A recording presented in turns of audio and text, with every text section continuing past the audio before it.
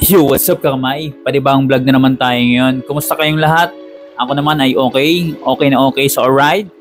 So bago tayo tumungo sa ating main vlog mamay, gusto ko lang i-congratulate yung mga kasama sa pa-challenge by Japper, yung team Halloween. Lalong na dun sa mga nakagraduate na. Kumbaga maaga pa nakagraduate mamay at maganda po ang kinalabasan ng kanilang revenue. So doon naman sa padulo, habol kayo. Continue on vlogging. Syempre at the end of this challenge, for sure magkakaroon kayo ng maayos na revenue. Kumbaga hindi nyo pa po na-experience sa inyong channel, ngayon nyo lang po may experience dito sa pa-challenge by Japper. Hopefully masuportahan kayo at kahit na tapusin yung pa-challenge by Japper, nandiyan pa rin yung impact ng support ng ating community. So hoping na by next month magkaroon ng set ng challengers si by Japper at sana mag-continue dire-diretso. Kahit na sabihin natin mamay na may inangayang views, malaki pa rin impact mga web nasa challenge ka. So anyways mamay, syempre mabilisan lang to at sitong vlog ang gagawin natin. Ang gagawin natin, magre-review and revenue update tayo dito syempre. Kasi first vlog natin this month, gusto ko parang mag-restart sa ating pag-vlog. Syempre hindi-discuss natin yung main account ni Japper Sniper, second tsaka third account. Kasi dapat matagal-tagal na tumamay i-discuss. Nauubusan lang tayo ng time gawa ng meron tayong career na binibuild as of now. So ngayon mamay, timing lang kasi at least nakabuo ako ng details. So way back September 2024, so na-reach ni Japper Sniper yung 1M ang subscribers count. So after that mamay, naglaylo siya o naglaylo sa kanyang channel. So parang hindi siya nag-vlog mamay at lately lang siya nag-vlog this month lang ng November at nag-focus po siya sa second and third account niya. Doon po siya nag-vlog. So meron nakapansin mamay or may ilan nakapansin, so, sa comment section siguro may mga viewers tayo na hindi man nagko-comment pero silent viewer na nagtataka sila ba't hindi nag-upload si Japper sa kanyang main account. So dito mamay sa details na i-discuss natin, malalaman niyo po kung bakit. So yun mamaya, lahat ng details mapapanood niyo po dyan sa natin sa harap ng screen niyo para masundan niyo po yung sinasabi ko. So lahat ng details mamaya kinuha ko po sa challenge ni Japper mamaya, yung first, second, and third account. So syempre umpisa na po natin sa umpisa natin. So sa main account mamay, yung Japper Sniper official. So 1M na po yan mamay. Kumuha po ako ng dalawang latest vlog. So kumbaga pinaka-latest kasi nag-vlog na po siya ngayong month. Kasi 1 month ago wala So naglaylo. So meron siyang dalawang vlog na pinaka-latest. Kinuha ko po yun. Meron siyang 38 tsaka 61 views. Ayan po mamay. Yan po ang reference natin para magkaroon tayo ng competition assessment at nag-create po ako ng kumbaga even na RPM which is $3 per 1k views para makita niyo po yung kalalabasan ng revenue or yung average rate or percentage ng views niya sa kanyang channel, sa tatlong channel niya mamay. So yan mamay, 38,000 tsaka 61 views na vlog. So by 3 RPM pumapalo po siya ng 114 na range hanggang 183. So pag kinonvert po natin sa Philippine peso, which is ang palitan ngayon nasa 58 something yata. So that's around 6,713.46 up to 10,776.87. So yan pong range niya. Pag kinonvert natin or tinimes natin yan into 30 days, pumapalo pa rin si Japper Sniper sa kanyang main account ng 201,403.80 pesos up to 306.10 pesos mamay. So yan po ang nakuha ni by Japper potential sa kanyang channel. Ganun po mamay, kukunin natin yung average rate percentage niya sa views. So pumapalo na lang po si Japper ng 4 to 6%. So ang competition po niyan mamay dun sa vlog na kinuha natin na 38 to 61. So 38,000 out of 1 million, 4% na lang pong nanood sa kanya. So sa 61,000 naman, that's around 6% mamay. Kaya yan po yung range ng kanyang viewing percentage dun po sa kanyang main account na 1M. So napakababa po niyan mamay. Kaya sabi ko nga sa inyo, hindi na po basta-basta nare-recommend yung main account ni Jabber Sniper mamay.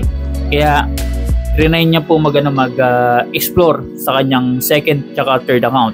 So dito naman tayo mamay sa second account niya mamay, yung Mrs. Jabber Sniper, which is meron na siyang 183k na subscribers count. Ngayon, kumuha din ako ng ng dalawang latest vlog niya. Buti na lang buo to mamay. So, yung latest vlog niya, nagre-range po ng 20 to 23,000. Dalawang vlog po yan mamay. So, ang revenue range niya is pumapalo po ng $60 up to $69, which is sa Philippine peso, that's around 3,533.40 pesos up to 4,063.41 pesos. So pag ginawa nating month long, that's around 6 digit din mamay, 106,002 pesos up to 121,902.30 pesos mamay. Itong binibigay sa inyong details mamay, lang to, assessment lang natin based sa sa channel niya mamay. So ang exact amount nandun po sa kanyang channel mismo, at ito naman is puro gross lang estimation yung ginagawa natin para at least magkaroon kayo ng ideya dun sa kung magkano bang estimated revenue ni Jabber sa kanyang channel, which is nakita niyo naman po mamay. Ipa-flash ko lang, pinost niyo po yan sa sa Jeffrey Agravante na account yan. Tatlong picture niya account yan, dalawa naka green up yung mga details, yung main account niya naka arrow down. Ibig sabihin mamay, pag arrow down kumbaga hindi siya na recommended or mababa po yung yung performance, pero hindi naman po yan nasisiro. So yun po mamay, kumbaga mababa lang ang nakukuha niyang performance.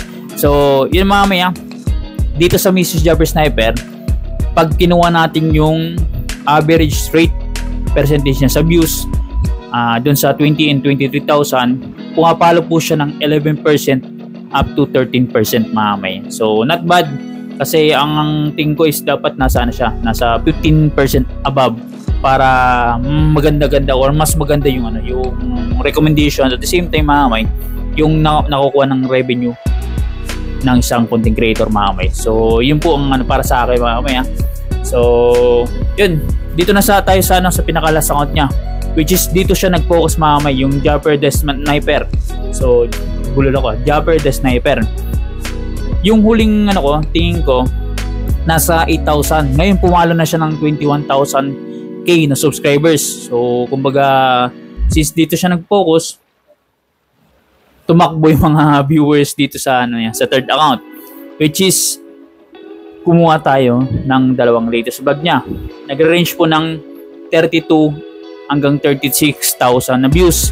Pag kinonvert natin yan sa revenue, that's around $96 up to $108 mamay. Sa Philippine conversion, that's around 5,653.44 pesos up to 6,360.12 pesos mamay. Sa month long, pumapalo din po siya ng 6 digit, 169,603.20 up to 190,803.60 pesos. So grabe mamay, napakabata pa ng channel, pero halos ganyan po ang range na nakukuha ng third account ni Jabber Sniper. Bakit kamo mamay? Ito ang dahilan. So nakita niyo na, 21,000 subscribers count.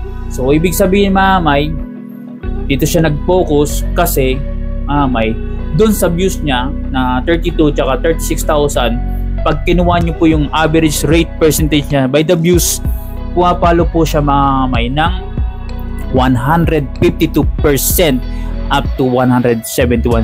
So anong ibig sabihin niya mamay? Sobra-sobra po ang nanonood sa kanya based po sa subscribers count niya. 21k na subscribers count niya, ang nanonood sa kanya 32 up to 36,000. So more than sa nakasubscribe sa kanya. So ibig sabihin, merong nanonood sa kanya na hindi pa nakasubscribe. Kaya sa mga hindi pa nakasubscribe, subscribe niyo na po yung channel ni Jabber, kasi syempre sikasuhin niya yung tatlo.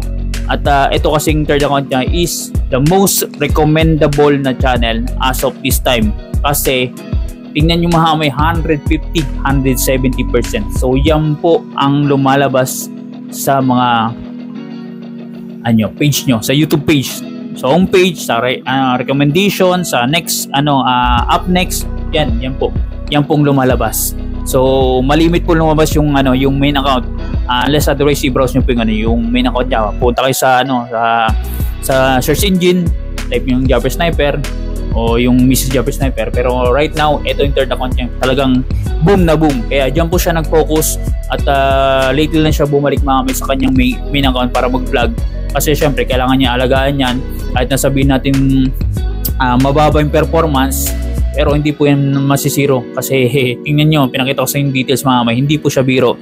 So all in all mga may, pag once sinumada o sinama rin natin yung total na revenue ng tatlong account ni Japper, estimation lang natin, pumapalo po siya ng $8,100 up to $10,800 sa tatlong account po yan, which is sa Philippine peso, that's around 477,009 pesos up to 636,012 pesos mga may. So gross po yan mga may, estimation natin, at makita niya. So ibig sabihin mga may, maganda pa rin yung kinikita ni Japper, kaso nga lang sa pag kinumbay na po yung tatlong account mga may. So kaso lang, ayun lang, yun nga advantage sa kanya naman po yun mapupunta lahat kasi siya naman po may-ari ng tatlong account. So yun pa mga may ha, kaya yan po ang isang dahilan bakit naglaylong muna si Japper Sniper sa kanya main account, kasi yung third account ang pinaka most recommendable na channel as of this time. So mas lalakas pa po yan mga may, abangan nyo. So ang ko lang, kumbaga nakikita ko lang mga may, tatrabawin niya ni Japper yung tatlo, kumbaga i-active niya yan.